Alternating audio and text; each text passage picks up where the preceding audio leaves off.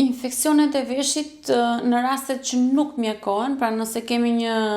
vesh me qelb për ditë, për muaj, për javë, pra pacienti nuk është paraqitur te mjeku për të kërkuar ndihmë,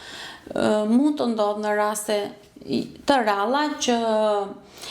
toksinat ose helmet që këto baktere, ky pus, ky infeksion, ky inflamacion hedh afër veshit të brendshëm, ta afektojnë dhe koklen, pra këtë kërmillin, dhe mund të ketë përveç se pacienti ka dhimbje veshi, temperaturë, rrjedhje veshi, mund të ketë simptomë shoqëruese dhe humbje të ekuilibrit apo marrje mendje apo vertigo.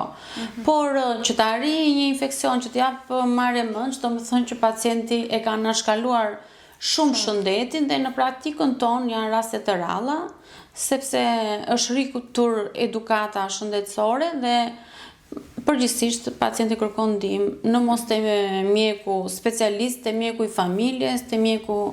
i qendrës shëndetësore në fshat apo qoftë te një farmaci për të filluar diçka për të mos të agravuar.